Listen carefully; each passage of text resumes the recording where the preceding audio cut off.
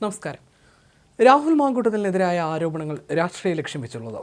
വിവാദങ്ങൾ പതിയെ കെട്ടടങ്ങി തെരഞ്ഞെടുപ്പിനായി കോൺഗ്രസിനായി പൊതുരംഗത്ത് കൂടുതൽ സജീവമാകുന്നതിനിടയിലാണ് രാഹുലിനെ കുരുക്കിലാക്കി വീണ്ടും ലൈംഗിക ആരോപണം ഇപ്പോൾ പുറത്തു വന്നിരിക്കുന്നത്. അതിനാൽ തെരഞ്ഞെടുപ്പ് അടുക്കുമ്പോൾ പുറത്തുവരുന്ന രാഷ്ട്രീയ ലക്ഷ്യത്തോടുള്ള നീക്കങ്ങളാണിതെന്നാണ് കോൺഗ്രസിനുള്ളിലെ അണികൾക്കിടയിലെ ഒരു വിഭാഗത്തിൻ്റെ നിലപാട്. കോൺഗ്രസ് സ്ഥാനാർത്ഥികൾക്കായി വീട് കയറി വോട്ട് ചോദിക്കുന്നതിനും രാഹുൽ മാങ്കൂട്ടത്തിൽ മുൻനിരയിലുണ്ടായിരുന്നു.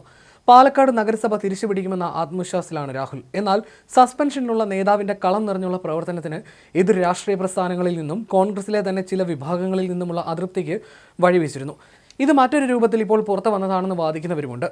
കോൺഗ്രസ് പ്രവർത്തകർക്കൊപ്പം രാഹുൽ സ്ഥാനാർത്ഥിയുടെ പോസ്റ്റർ ഒട്ടിക്കാൻ ഉൾപ്പെടെ രംഗത്തിറങ്ങിയിരുന്നു. ഇതിന്റെ റീല് തന്റെ സാമൂഹ്യ മാധ്യമ അക്കൗണ്ടിൽ ഉൾപ്പെടെ രാഹുൽ പങ്കുവെക്കുകയും ചെയ്തിരുന്നു. കൂടാതെ കഴിഞ്ഞ ദിവസം പാലക്കാട് മുനിസിപ്പാലിറ്റിയിൽ പിഴവുകൾ ചൂണ്ടിക്കാട്ടി കോൺഗ്രസുകാരനായ സ്ഥാനാർത്ഥിയുടെ പത്രിക തള്ളാൻ ശ്രമങ്ങൾ നടന്നിരുന്നു. എന്നാൽ ആ ശ്രമത്തെ ചെറുത്തു തോൽപ്പിച്ച് UDF പ്രവർത്തകരുടെ ഹീറോയായി മാറിയത് രാഹുൽ മാങ്കൂട്ടത്തിലായിരുന്നു.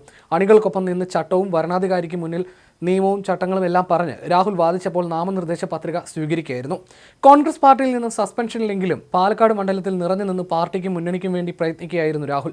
നേതൃതലത്തിൽ തന്നെ എതിർക്കുന്നവരെ അണികളുടെ ബലത്തിൽ താരമാകുകയായിരുന്നു രാഹുൽ.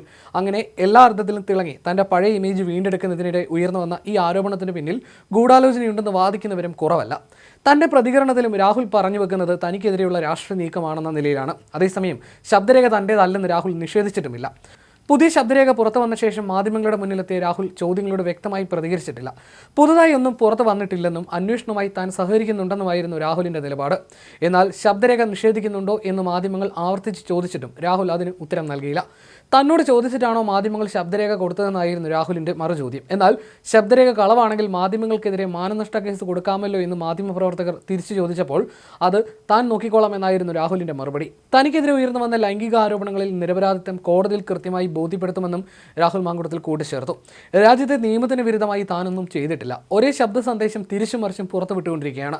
ഈ സമയത്ത് ഇത് പുറത്തുവിട്ടതിന് പിന്നിൽ മറ്റു പല ഉദ്ദേശങ്ങളുമാണുള്ളത്. തന്റെ നിരപരാധിത്വം മാധ്യമ കോടതിയുടെ മുന്നിലല്ല തെളിയിക്കേണ്ടതെന്നും അന്വേഷണം നടക്കട്ടെ എന്നും രാഹുൽ പ്രതികരിച്ചു.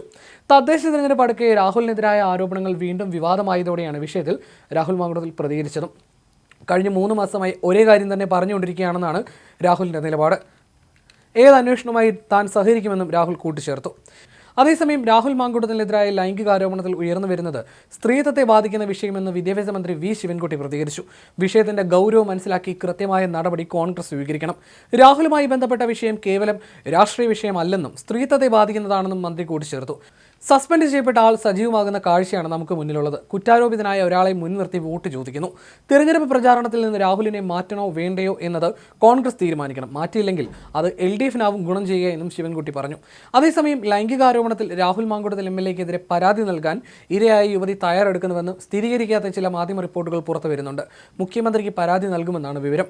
തെളിവുകൾ മുഖ്യമന്ത്രിക്ക് കൈമാറാനാണ് യുവതിയുടെ തീരുമാനമെന്നാണ് മാധ്യമ റിപ്പോർട്ടുകൾ.